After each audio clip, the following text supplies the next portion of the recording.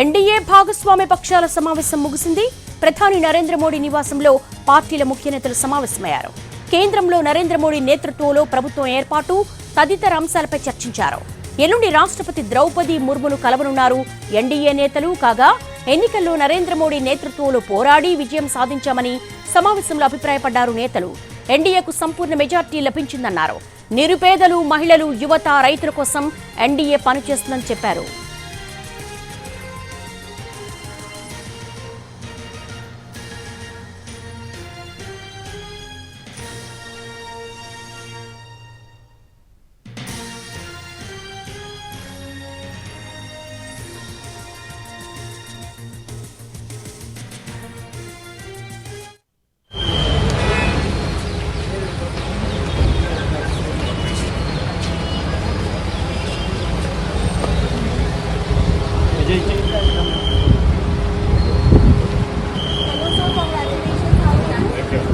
Sir, how was the meeting? Sir, how was the meeting? Are you pledging support? Sir, how was the meeting? you're part of the NDA, sir. Sir, how was the meeting? How can we contest elections if you are not a part of NDA? Three parties combined we collected. Why you got that doubt, I don't know. Sir, how was the meeting? How was the meeting, sir? Good. We elected. And sir, what about Sir, portfolios? sir, anything? Portfolios, sir. Sir, any Good. portfolio? I will talk to you afterwards.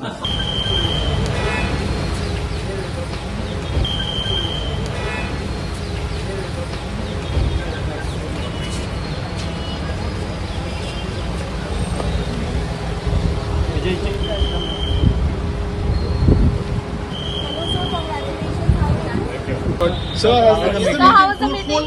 Sir, how was the meeting? Are you pledging support? Sir, how was the meeting? you're part of the NDA, sir. Sir, how was the meeting? How can we contest elections if you are not a part of NDA? Three parties combined we collected. Why you got that doubt, I don't know.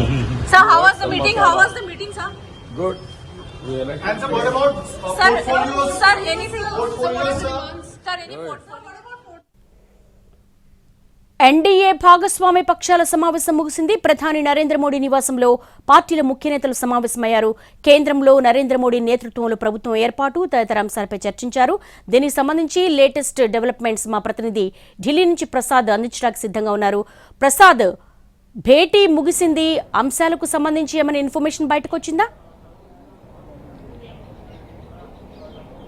లేదు, గంటన్నర పాటు ఆపద్ధర్మ ప్రధానమంత్రిగా ఉన్నటువంటి నరేంద్ర మోడీ అధికార నివాసంలో NDA భాగస్వామ్య పక్షాల నేతలంతా సమావేశమై ఈ సమావేశంలో ఆపద్ధర్మ ప్రధానమంత్రిగా ఉన్నటువంటి నరేంద్ర మోడీ, రాజ్నాథ్ సింగ్, అమిత్ షా, అదేవిధంగా చంద్రబాబు నాయుడు, నితీష్ కుమార్, కుమారస్వామి, చిరాగ్ పాస్వాన్, అనుప్రియ పాటిల్ లాంటి తదితర 21 మంది నేతలంతా కూడా ఈ సమావేశంలో పాల్గొన్నారు. వారంతా కూడా ఈ సమావేశంలో అనేక అంశాలకు సంబంధించి చర్చించారు. అదేవిధంగా ఒక తీర్మానం కూడా చేయడం జరిగింది. ఎన్డీఏ భాగస్వామ్య పక్షాలని కూడా ఒకరికొకరికి అండగా ఉంటూ అందరం కూడా సమిష్టిగా ఈ ఎన్నికల్లో నరేంద్ర మోడీ నేతృత్వంలో ఎన్డీఏ భాగస్వామ్య పక్షాలుగా ఒక కూటమిగా ఎన్నికల్లో వెళ్లాము. అదంతా ప్రజలంతా కూడా పెద్ద ఎత్తున మద్దతు ఇచ్చి అధికారాన్ని తిరిగి అప్పజెప్పారు.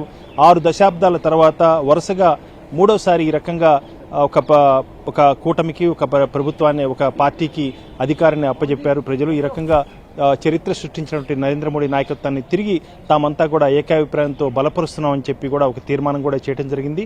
దాంతోపాటు మహిళలు, పేదలు, అదేవిధంగా వెనుకబడిన వర్గాలు, పీడిత వర్గాలు, అదేవిధంగా యువతకు సంబంధించి, రైతులకు సంబంధించినటువంటి అనేక సమస్యలకు సంబంధించినటువంటి సమస్యలకు పరిష్కారం కనుగొనేందుకు, వారి యొక్క సంక్షేమానికి పాటుపడేందుకు తామంతా కూడా సమిష్టిగా తమ ప్రభుత్వం అత్యంత సమర్థవంతమైనటువంటి పాలన అందిస్తామని చెప్పి కూడా ఆ తీర్మానంలో పేర్కొనడం జరిగింది. ఈ రకంగా తొలిసారిగా అంటే ఎన్డీఏ భాగస్వామ్య పక్షాలని కూడా ఎన్నికలైన తర్వాత తొలిసారిగా సమావేశమయ్యారు. ఈ సమావేశంలో తీర్మానాలు చేయడం జరిగింది. నరేంద్ర మోడీ నాయకత్వాన్ని బలపరచడం జరిగింది. అదేవిధంగా ఎల్లుండి 7వ తారీఖున బీజేపీ పార్లమెంటరీ సమావేశం అవుతుంది, పార్టీ సమావేశం. ఆ తర్వాత ఎన్డీఏ భాగస్వామ్య పక్షాలకు చెందినటువంటి ఎంపీలంతా కూడా సమావేశమవుతారు. ఈ సమావేశంలో ఎన్డీఏ కూటమి నాయకుడిగా ఎంపీలు అందరూ కూడా ఎన్నుకోవడం జరుగుతుంది. ఆ ఎన్నిక కూడా పూర్తయిన తర్వాత రాష్ట్రపతికి నేరుగా వెళ్లి ఎన్డీఏ భాగస్వామ్య పక్షాలు నేతలంతా అందించినటువంటి లేఖలను, అదేవిధంగా ఎన్డీఏ కూటమి చేసినటువంటి తీర్మానాన్ని, తమకున్నటువంటి సంఖ్యాబలాన్ని కూడా రాష్ట్రపతి ద్రౌపది ముర్ముకు అందజేయడం జరుగుతుంది. బహుశా 8వ తేదీన ఇప్పుడు బీజేపీ పార్టీ వర్గాలను చెందుతున్న సమాచారం బట్టి 8వ తేదీ రాత్రి 8 గంటలకు నూతన ప్రభుత్వం బీజేపీ నేతృత్వంలో ఎన్డీఏ సంకీర్ణ ప్రభుత్వం, కూటమి ప్రభుత్వం ఏర్పడబోతుందన్న అంశం చాలా రూఢిగా తెలుస్తుంది. ఆ మేరకు మార్గం కూడా సుమోయింది.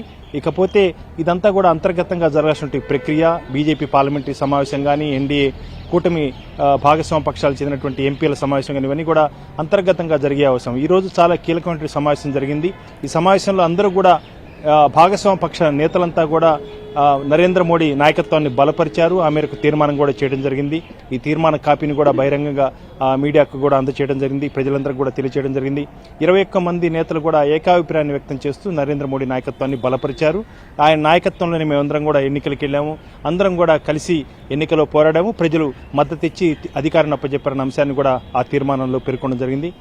ఎన్డీఏ పరంగా కూడా దీన్ని త్వరితగతిన ప్రభుత్వం ఏర్పాటు చేసేందుకు త్వరితగతిన ఏర్పాటు చేయాలని చెప్పి కూడా బీహార్ ముఖ్యమంత్రి, జనతాదళ్ యునైటెడ్ నేత నితీష్ కుమార్ ఒక సూచన కూడా చేయడం జరిగింది. ఏమాత్రం కూడా జాప్యం చేయడానికి లేదు, ఈ ప్రభుత్వ ఏర్పాటు ప్రక్రియను వేగం చేయండి అన్న అంశాన్ని కూడా ఒక సూచనప్రాయంగా ఈ సమావేశంలో తెలియజేసినట్టుగా తెలుస్తుంది. ఇకపోతే పదవులు పంపకాలు సంబంధించి కూడా స్థూలంగా రాష్ట్రాలకు ఉన్నటువంటి ప్రయోజనాలు, స్థానికంగా ప్రాంతీయ పార్టీలు చాలా బలంగా ఉన్నటువంటి ఆ రాష్ట్రాలకు ఉన్నటువంటి అవసరాలు, ప్రజల అభీష్టం ఇవన్నీ కూడా ఈ సమావేశంలో చర్చకు వచ్చాయి. తెలుగుదేశం పార్టీ జాతీయ అధ్యక్షుడు ఈ సమావేశంలో కీలకమైనటువంటి భాగస్వామ్య పక్షంగా ఉన్నాడు. 242 ఎంపీలతో అజేయమైనటువంటి బలీయమైనటువంటి ఏకైక పెద్ద పార్టీగా ఆవిర్భవించిన తర్వాత అత్యంత పెద్ద పార్టీగా 16 ఎంపీలతో ఉన్నటువంటి భాగస్వామ్య పక్షంగా, ఎన్డీఏలో భాగస్వామ్య పక్షంగా ఉన్నటువంటి తెలుగుదేశం పార్టీ మాత్రమే. ఆ తర్వాత 3వ అత్యంత పెద్ద పార్టీగా ఉన్నటువంటి, అంటే 12 మంది ఎంపీలతో ఉన్నటువంటి జనతాదళ్ యునైటెడ్ 3వ పార్టీగా నితీష్ కుమార్ నేతృత్వంలోని ఈ జనతాదళ్ యునైటెడ్ పార్టీ కూడా భాగస్వామ్య పక్షంగా ఉంది. వీరిద్దరూ కూడా ఈ బీజేపీ నేతృత్వంలోని సంకీర్ణ ప్రభుత్వం ఏర్పాటుకు మద్దతు తెలిపారు. వీరంతా కూడా ఆ రాష్ట్రాలకు ఉన్నటువంటి అవసరాలు, బీహార్ కూడా ఎప్పటి నుంచో స్పెషల్ స్టేటస్ అనే అంశాన్ని తెర మీదకి తెచ్చింది. అనేక రకాలుగా పార్లమెంటు ముఖంగా కూడా ఈ అంశాన్ని బీహార్కు స్పెషల్ స్టేటస్ ఇవ్వాలని చెప్పి కూడా కోరటం జరిగింది. అదేవిధంగా ఈ విభజన సమయంలో ఆంధ్రప్రదేశ్ కూడా ఇలాంటి హామీనే అప్పటి ప్రధాని ఇవ్వడం జరిగింది. కాబట్టి ఇవన్నీ అంశాలు ఉన్నాయి. అయినప్పటికీ కూడా రాష్ట్రాలకు స్పెషల్ స్టేటస్ ఇచ్చే అవసరం ఉన్నా లేకపోయినా కానీ రాష్ట్రాలకు మాత్రం ఇతోధికంగా ఆర్థికంగా సహాయపడే విధంగా, పరిశ్రమలు వచ్చే విధంగా అనేక రకాలుగా కేంద్ర ప్రభుత్వం తోడ్పాటును అందించాలన్న అంశాన్ని మాత్రం ఈ సమావేశంలో పేర్కొన్నట్టుగా తెలుస్తుంది. ఇవన్నీ కూడా ఉన్నాయి. రాష్ట్రాలకు ఉన్నటువంటి అవసరాలు, కేంద్ర ప్రభుత్వానికి ఉన్నటువంటి అవసరాలు కూడా ఉన్నాయి. కాబట్టి ఒక సంకీర్ణ ప్రభుత్వంగా సమతూకంతో అందరి అభిప్రాయాలకు అనుగుణంగా నడుచుకునే విధంగా ఒక ఉమ్మడి ప్రణాళికను కూడా రూపొందించుకున్నారు. ఆ ఉమ్మడి ప్రణాళిక ప్రకారం ఈ ప్రభుత్వం నడవబోతున్న అంశాన్ని కూడా తొలిసారిగా జరిగినటువంటి ఎన్డీఏ భాగస్వామ్య పక్షాల సమావేశంలో ప్రజలందరూ కూడా తెలియచేయడం జరిగింది. ఆ మేరకు ఉమ్మడి ప్రణాళికతో ప్రసాద్, సంకీర్ణ ప్రభుత్వ ఏర్పాటులో ఈసారి తెలుగు రాష్ట్రం ప్రధాన భూమిక పోషించబోతోంది. సో ఈసారి కేంద్ర మంత్రి పదవులు ఎక్కువగా లభించే అవకాశం ఉందనుకోవచ్చా? అంటే ఈ భాగస్వామ్య పక్షాలకు ఉన్నటువంటి అదే అత్యంత పెద్ద సమస్యగా మారబోతుంది చంద్రబాబు నాయుడుకి. ఎందుకంటే రాజకీయ ఉద్దండులు, సీనియర్లు అనేక మంది ఈసారి ఇటు శాసనసభకు ఎన్నికయ్యారు. అదేవిధంగా 16 మంది తెలుగుదేశం పార్టీ ఎంపీలే కాకుండా 3 బీజేపీ ఎంపీలు, అదేవిధంగా జనసేన 2 ఎంపీలు, మొత్తం దాదాపు 21 మంది ఎంపీలతో బలీయంగా ఉన్నటువంటి ఈ కూటమికి చెందినటువంటి ఎంపీలందరినీ కూడా వీళ్ళకు కూడా పదవులు ఇచ్చే విషయంలో కొంతమేరకు జాగ్రత్తగా ఇటు వర్గాలు, ప్రాంతీయాలు, ఉప ప్రాంతాలు వీటన్నిటి కూడా సమతూకంతో కూడా చూసుకోవాలి. కాబట్టి చూడాలి. ప్రస్తుతానికి వినిపిస్తున్నటువంటి పేర్లలో గతంలోనే కేబినెట్ అంటే సహాయం ఇండిపెండెంట్ ఛార్జిగా పనిచేసినటువంటి కేంద్ర మంత్రిగా పనిచేసినటువంటి పురంధరేశ్వరి పేరు వినిపిస్తుంది. అదేవిధంగా సీనియర్ ఎంపీగా ఉన్నటువంటి 3 సార్లు ఎంపికైనటువంటి కింజారపు ఎర్రనాయుడు కుమారుడు రామ్మోహన్ నాయుడు పేరు వినిపిస్తుంది. పార్లమెంట్లో కూడా ఆయన యొక్క ప్రతిభా సామర్థ్యాలు కూడా అందరూ కూడా చూశారు. విభజన సమయంలో కానీ ఇతరత్ర పార్టీని ప్రొటెక్ట్ చేసే విషయంలో కానీ, చంద్రబాబు నాయుడు అరెస్ట్ చేసిన విషయంలో కూడా లోక్సభ ముఖంగా కూడా పోరాడినటువంటి యువ నాయకుడు రామ్మోహన్ నాయుడు పేరు కూడా వినిపిస్తుంది. అదేవిధంగా మరో 2 సార్లు రాజ్యసభ చేసి 3వ సారి లోక్సభకి ఎన్నికటువంటి సీఎం రమేష్ పేరు వినిపిస్తుంది. అదేవిధంగా బాలశౌరి పేరు మచిలీపట్నం ఎంపీగా ఎన్నికైనటువంటి మూడోసారి ఎంపికైనటువంటి బాలశౌరి పేరు వినిపిస్తుంది. అదేవిధంగా ఇటు బీసీల కూడా చూసుకోవాలి, ఉప ప్రాంతాలు చూసుకోవాలి, రాయలసీమ, ఉత్తరాంధ్ర లాంటి అంశాలు కూడా ఉంటాయి, కోస్తాంధ్ర ఉంటుంది, పార్టీలను కూడా సమతూకం చూసుకోవాలి. ఇవన్నీ కూడా పదవుల పంపకాలు ఉంటాయి. వీటన్నింటినీ కూడా చూసుకొని ఆ మేరకు పూర్తి స్థాయిలో అందరికీ ఒక న్యాయబద్ధంగా ఉండే విధంగా ఎంపిక ఉంటుందన్న అభిప్రాయం వ్యక్తమవుతుంది. ఇవన్నీ కూడా చర్చకు వచ్చాయి. ఈ చర్చలో భాగంగానే రాష్ట్ర అవసరాలను కూడా చాలా గట్టిగా చంద్రబాబు నాయుడు తెలియజేశారు. అదేవిధంగా రాష్ట్రాలకు ఇతోధికంగా ఆర్థికంగా చాలా బలంగా కేంద్ర ప్రభుత్వం మద్దతునివ్వాలన్న అంశాన్ని కూడా స్పష్టంగా కూడా తన ఈ సమావేశంలో తన అభిప్రాయం చాలా గట్టిగా కూడా చెప్పినట్టుగా కూడా తెలుస్తుంది. ఇవన్నీ కూడా చూసుకున్న తర్వాత ఇటు బీజేపీ నేతృత్వంలో ఏర్పడబోయే ఈ సంకీర్ణ ప్రభుత్వానికి మద్దతు తెలియజేసి తామంతా కూడా నరేంద్ర మోడీ నాయకత్వాన్ని బలపరుస్తున్నామని చెప్పి కూడా చాలా గట్టిగా కూడా తీర్మానం చేయడం జరిగింది. సంకీర్ణ ప్రభుత్వ ఏర్పాటులో చాలా కీలకమైంది Nitish Kumar and Chandrababu Naidu support. So ఒకవేళ నితీష్ కుమార్ స్పెషల్ స్టేటస్ గురించి సంకీర్ణ ప్రభుత్వం ముందు పెడితే గనక ఇప్పుడు ఆంధ్రప్రదేశ్ ప్రజల అభివృద్ధి కోరుకుంటూ చాలా నమ్మకంగా కూటమికి భారీ విజయాన్ని అందించారు. అలాగే ఆంధ్రప్రదేశ్ తరపున స్పెషల్ స్టేటస్ డిమాండ్ పెట్టచ్చా?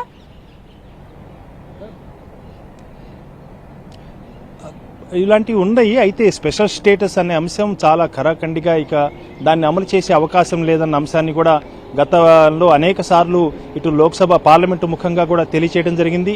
స్పెషల్ స్టేటస్ అనే పేరు లేకపోవచ్చేమో కానీ దానికి సంబంధించిన ఆర్థిక ప్రయోజనాలు చేకూర్చే విషయంలో మాత్రం కేంద్రం నుంచి చాలా గట్టిగా ఆర్థిక సాయాన్ని కోరేందుకు అవకాశం ఉంది. కాబట్టి ఆర్థిక సాయాన్ని మాత్రం కోరతారు. రాష్ట్ర అభివృద్ధికి చెందినటువంటి అనేక అంశాల్లో తోడ్పాటును అందించాలన్న అంశాన్ని మాత్రం చాలా గట్టిగా చెప్పేందుకు అవకాశం ఉన్నట్టుగా తెలుస్తుంది. ప్రస్తుతానికి మాత్రం మంత్రివర్గంలో ఎవరెవరికి చోటు, ఎవరికి ఎంత పదవులు అన్న అంశాన్ని మాత్రం అతి త్వరలోనే రాబోయే 2-3 రోజుల్లో కూడా చర్చించి ఒక నిర్ణయం తీసుకునే అవకాశం ఉంది. ప్రస్తుతానికి మాత్రం కేవలం ఈరోజు నరేంద్ర మోడీ నాయకత్వాన్ని బలపరుస్తూ తీర్మానం చేయడం జరిగింది. ఆ మేరకు పేదలకు, మహిళలకు, యువతకు వీళ్ళందరి యొక్క సంక్షేమం కోసం పాటుపడే ప్రభుత్వంగా పనిచేస్తున్న ఒక అంశాన్ని మాత్రం ఈ తీర్మానంలో పేర్కొని నరేంద్ర మోడీ యొక్క నాయకత్వాన్ని బలపరుస్తూ తీర్మానం చేయడం జరిగింది. Thanks for the live updates Prasad. NDA పక్ష నేతగా నరేంద్ర గ్రీవింగ్ ఎన్నుకున్నారు. భాగస్వామి పక్షాల సమావేశం ముగిసింది. ఇక రైతులు, పేదల కోసం ఈ ప్రభుత్వం పనిచేస్తుందని చెప్పేసి కూడా నేతలు అంటున్నారు.